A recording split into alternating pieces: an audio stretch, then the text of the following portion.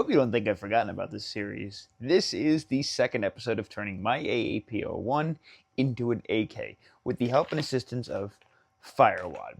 On the last episode, we installed this AK lower from Firewad, which was absolutely crazy. It's got an HPA adapted mag on the inside, and it takes AK mags. But today, we're going to be moving ourselves away from the lower, and we're going to be installing and upgrading the upper. So we'll go ahead and rack the hammer, and we will pull out the upper.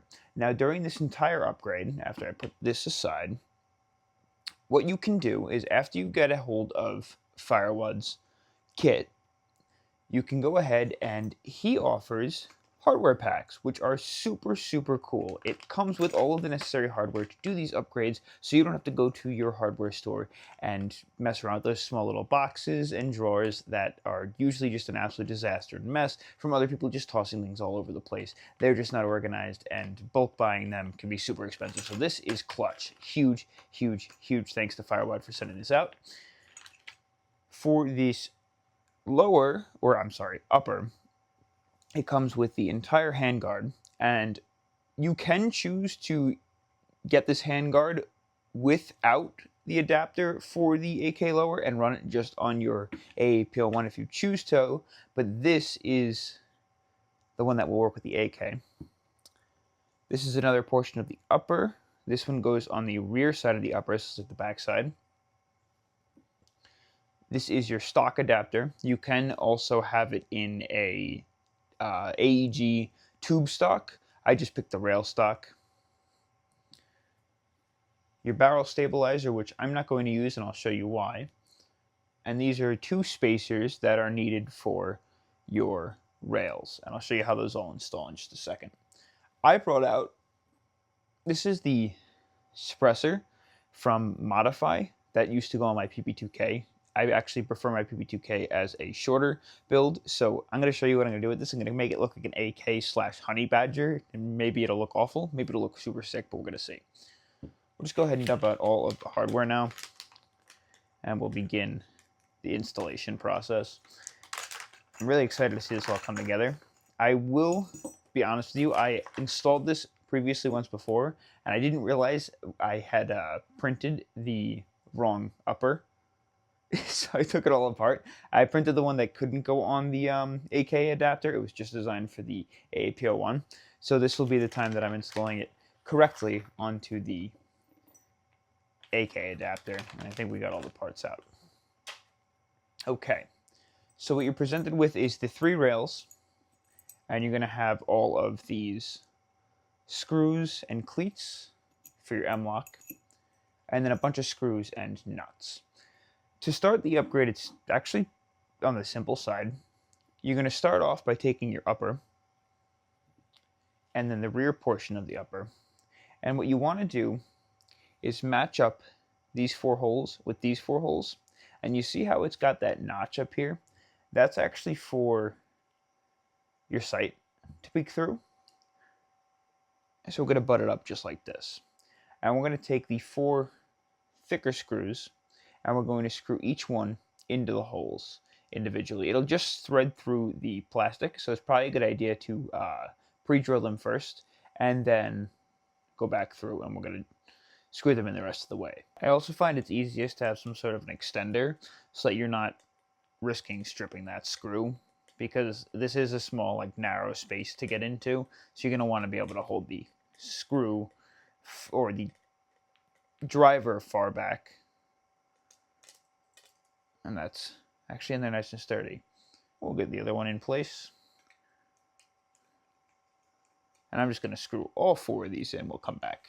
And that's the last screw in place. And those are sturdy, rock solid, ready to go. And they actually line up super nice. It should be now as simple as just taking the AAP-01 and sliding it in from the rear. I believe it just slides in from the rear, right? Yeah, there it goes. And we're just going to push it as far up as it will allow us to put it. And then we're going to take this little stock piece, and it's going to slide on just like this. and it has to notch into that hole in the back. Perfect. Next, we're going to need the thinner screws that came with it and both of the nuts. So I'm bringing you guys a little bit lower for this. It's kind of simple. Do you see that little like cutout in there? You're going to take that little nut and we're going to drop it inside of this cutout, just like that. Make sure it goes all the way in. And then you take the screw and you're going to put it in the hole in the back, and that will screw into that nut and tighten this piece down onto the middle piece of the upper receiver.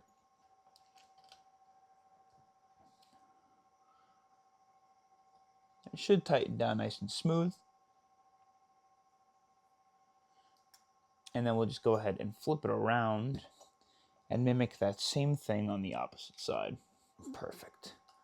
And that is rock solid on there too. And again, huge plus, that piece lines up very nicely. Now at this point we need to install our rails, and I'll show you how that's all going to work. So these are all just the rail, the cleat, and the screw, and you're going to want to set it up so that the cleat is as far down the base of the screw as you can. We will start from the rear. The rear is the hardest one because we're actually going to take off the back cleat after I just dropped that on the floor. And we're going to drop the empty screw into this hole on the base and make sure that this cleat is facing forward and backwards so we can drop it into this crevice. Once it's all the way butt up against the back, we'll keep a finger there. I'm going to drop this cleat back down on top of that screw. It's a little hard to get in there, so you might want to move it around a little bit. Sometimes it'll take you a little while. Helps if you have like tweezers or something to like maneuver it around with. But with it in the right spot, we're just going to get a finger in there so it doesn't move, and we'll start screwing in that screw so it locks us in place. And that should pull it on nice and tight. Now we just need to make sure that these cleats, every time that we screw these in, are facing the opposite direction that we put them in so that they stay nice and tight and hold the rail on snug. Probably a good idea to use some Loctite glue as well. Okay, now you don't want to tighten this down all the way. We're going to actually keep this a little bit on the loose side. There's a reason for that. If we just put both of these rail segments on, you won't be able to place any of your optics in that location. So what we do is take these little printed spacers here, and we're just going to place it in between and under that rail. And then we can go ahead and full tighten this guy down.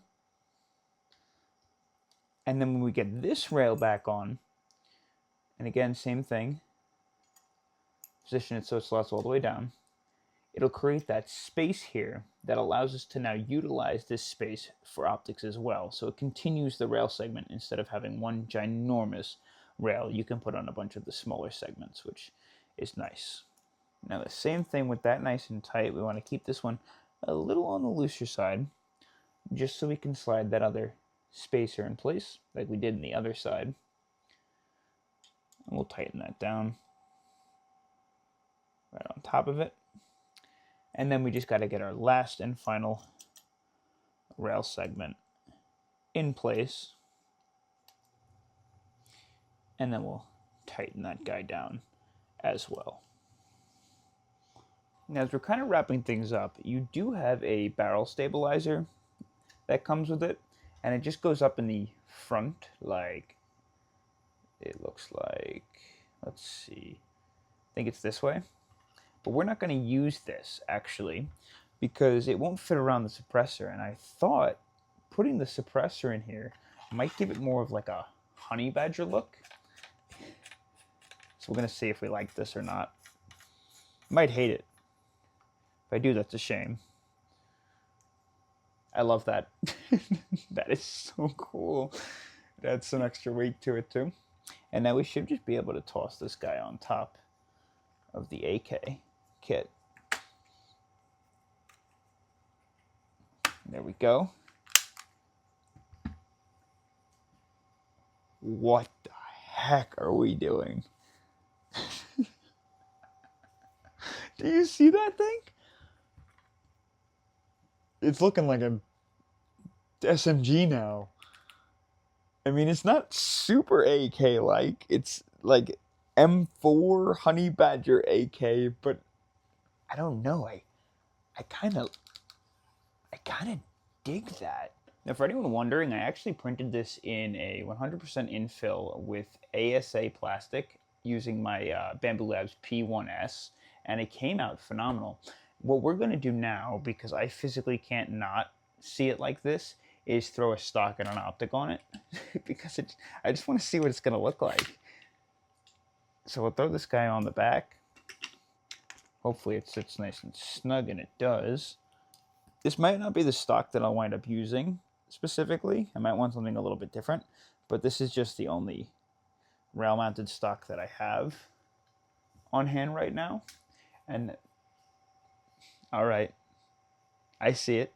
It's coming together. We're gonna have to paint the upper, and the back is a little bit different color. If you don't or can't tell, this was actually tan, and I used t-shirt dye to dye this stock a little while back, so it's a little bit like an off color, if that makes sense.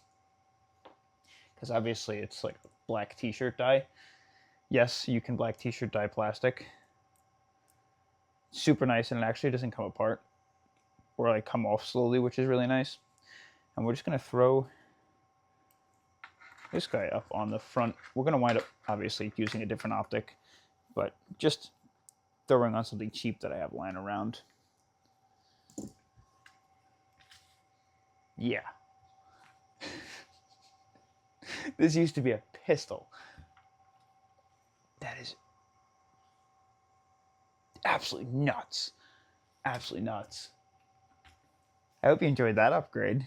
Thanks for sending out the parts and stuff, Firewad. I'm really excited to get this all painted up and whatnot. I think, honestly, I might camo it something a little bit different, like not like just a straight black. I almost, for some reason, want to go with like a Call of Duty style camouflage, like something a little bit more colorful, a little bit more funky, a little more fun.